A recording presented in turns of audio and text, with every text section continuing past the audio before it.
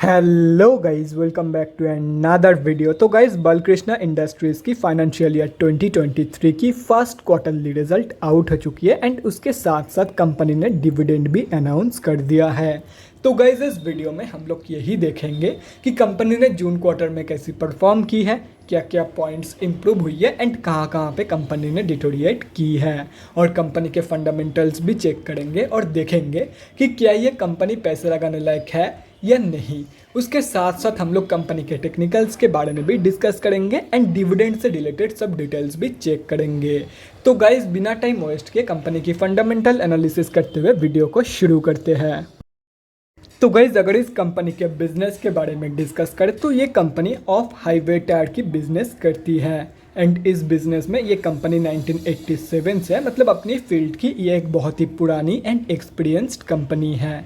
ये company both BSc and NSC में listed है। और अगर इस कंपनी के कुछ इंपॉर्टेंट फिगर्स के बारे में डिस्कस करें तो 41,811 करोड़ की है कंपनी की मार्केट कैप, 29.6 की पी है, 23.8% है कंपनी की ROCE एंड 21.9% है कंपनी की रिटर्न ऑन इक्विटी।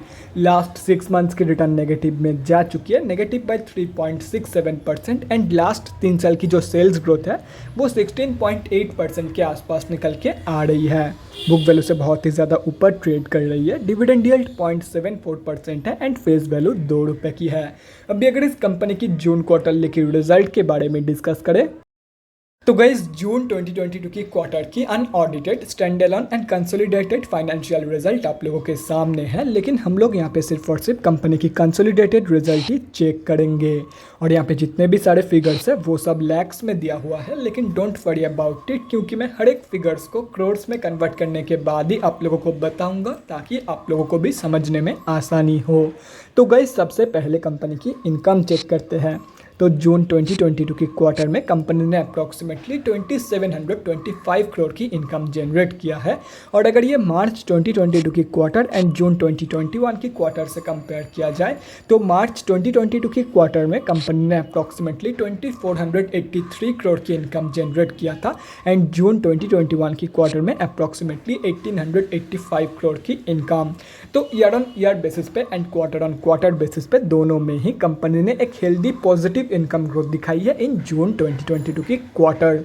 अभी अगर कंपनी की नेट प्रॉफिट मतलब प्रॉफिट आफ्टर टैक्स के बारे में डिस्कस करें तो जून 2022 की क्वार्टर में कंपनी ने अप्रॉक्सीमेटली 307 करोड़ की प्रॉफिट पोस्ट किया है। मार्च 2022 की क्वार्टर में कंपनी ने अप्रॉक्सीमेटली 375 करोड़ की प्रॉफिट पोस्ट किया था एंड जून 2021 की क्वार्टर में अप्रॉक्सीमेटली 330 करोड़ की प्रॉफिट। तो ईयर ऑन ईयर बेसिस पे and quarter on quarter basis पे दोनों में ही कंपनी की जो प्रॉफिट ग्रोथ है वो नेगेटिव में जा चुकी है, एक पॉजिटिव इनकम ग्रोथ दिखाने के बावजूद। एंड ये सिर्फ और सिर्फ कंपनी की हाई एक्सपेंसेस की वजह से हुआ है, जैसे कि यहाँ पे आप लोग देख सकते हो। तो कंपनी की जितना इनकम ग्रो करी है उससे कहीं ज़्यादा कंपनी की एक्सपेंसेस ग्रो करी है एंड उसी रीज़न की वजह से कंपनी की जो प्रॉफिट ग्रोथ है वो इंटायरली नेगेटिव में जा चुकी है। और रही बात कंपनी की EPS की मतलब अर्निंग पर शेयर की, तो EPS की जो ग्रोथ है वो भी प्रॉफिट ग्रोथ की तरह ही है, ईयर ऑन ईयर बेसिस पे and quarter on quarter basis पे दोनों में ही नेगेटिव में जा चुकी है। तो अगर ओवरऑल देखा जाए तो सिर्फ और सिर्फ 2 ही जगह पे कंपनी ने पॉजिटिव ग्रोथ दिखाई है इन जून 2022 की क्वार्टर, एंड वो है ईयर ऑन ईयर बेसिस की and quarter on quarter basis की इनकम ग्रोथ। और बाकी हर एक जगह पे कंपनी ने नेगेटिव ग्रोथ ही दिखाई है। तो ओवरऑल जो जून क्वार्टर की रिजल्ट है वो वीक ही निकल के आई है। अभी अगर कंपनी के बैलेंस शीट की हेल्थ के बारे में डिस्कस करें, फाइनेंशियल ईयर 2022 में कंपनी के रिजर्व के साथ साथ डेट भी इंक्रीज हुई है, लेकिन अगर देखा जाए तो डेट ज़्यादा इंक्रीज हुई है कंपेयर टू कंपनी की रिजर्व, मतलब बैलेंस शीट की हेल्थ डिटोरिएट हुई है इन FY 2022। लेकिन अगर ओवरऑल देखा जाए तो डेट की कंपैरिजन में डबल से भी ज़्यादा की पॉजिटिव रिजर्व मौजूद है कंपनी के पास। तो ओवरऑल जो बैलेंस शीट की हेल्थ है वो बहुत ही ज़बरदस्त निकल के आ रही है। अभी अगर कंपनी के कैश फ्लोज के बारे में डिस्कस करें तो कैश फ्लोज की जो कंडीशन है वो भी डिटोरिएट हुई है इन FY 2022। FY 2021 में कंपनी के पास पॉजिटिव 8 करोड़ की कैश फ्लोज मौजूद थी, जो कि अभी डिटोरिएट होकर नेगेटिव में जा चुकी है एंड अभी कंपनी के पास नेगेटिव 9 करोड़ की कैश फ्लोज मौजूद है। और अगर कंपनी की शेयर होल्डिंग पैटर्न के बारे में डिस्कस करें तो जून क्वार्टरली की शेयर होल्डिंग पैटर्न आप लोगों के सामने है। जून की क्वार्टर में प्रमोटर्स की होल्डिंग अनचेंज्ड है, FIIs ने बाइंग करी है एंड DIIs ने सेलिंग। और अगर पब्लिक में देखा जाए तो इस कंपनी में दो ही बड़े रिटेलर की होल्डिंग है। एंड अगर ये दोनों कैलकुलेट करते हैं तो इस कंपनी में हम जैसे छोटे मोटे रिटेलर की जो होल्डिंग है वो अप्रॉक्सीमेटली 11% के आसपास निकल के आ रही है। टू बी प्रिसाइज इस कंपनी में हम जैसे छोटे मोटे रिटेलर की जो होल्डिंग है वह 10.97% के आसपास। तो गाइस अभी कंक्लूजन पे आते हैं, क्या आप लोगों को इस कंपनी में पैसा लगाना चाहिए या नहीं। तो देखो गाइस, जून क्वार्टरली की जो रिजल्ट है वो अच्छा खासा वीक निकल के आई है, तो इसीलिए मैं आप लोगों को यही बोलूँगा, अगर पैसा लगाना चाहते हो तो लॉन्ग टर्म के लिए लगा सकते हो, लेकिन शॉर्ट टर्म के लिए मत लगाना एज ऑफ नाउ। तो गाइस अभी अगर कंपनी के डिविडेंड के बारे में डिस्कस करें तो गाइज आप लोगों को पर शेयर 4 रुपये का डिविडेंड मिलने वाला है from this company and record date है 13 अगस्त। मतलब अगर आप लोगों को ये वाला डिविडेंड चाहिए तो स्टॉक बाई करने का लास्ट डेट है 11 अगस्त। अगर 11 को भी बाई करते हो तो भी आप लोगों को ये 4 रुपये वाला डिविडेंड मिल जाएगा। लेकिन सिर्फ और सिर्फ डिविडेंड के लालच में आके स्टॉक को बाई मत करो। अगर लॉन्ग टर्म का कोई प्लान बन रहा है तो 11 तारीख से पहले स्टॉक को उठा लो, आप लोगों को ये 4 रुपये का डिविडेंड मिल जाएगा।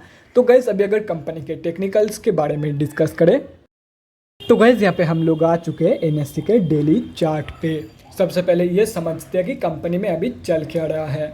तो गाइज यहाँ पे आप लोग साफ देख सकते हो कंपनी पिछले 3-4 महीने से एक ही रेंज के अंदर कंसोलिडेट कर रही है। एंड जून क्वार्टरली की जो रिजल्ट है वो बहुत ही ज़्यादा वीक निकल के आई है एंड इसीलिए कल के दिन ये कंपनी ऑलमोस्ट 7% के आसपास डाउन थी एंड कल कंपनी में ज़बरदस्त सेलिंग भी हुई है। तो ये देख के तो मुझे यही लग रहा है कि इस रेंज की जो ब्रेकआउट है वो नीचे की तरफ ही होने वाली है। एंड अगर इस रेंज की ब्रेकआउट नीचे की तरफ हो जाती है तो आप लोग 1748 रुपीज़ तक की फॉल एक्सपेक्ट कर सकते हो फ्रॉम दिस कंपनी। तो जो लोग भी इस कंपनी में लॉन्ग टर्म के लिए एंट्री प्लानिंग कर रहे हैं उन लोगों को मैं यही बोलूँगा, सिंपली कुछ दिन और वेट कर लो।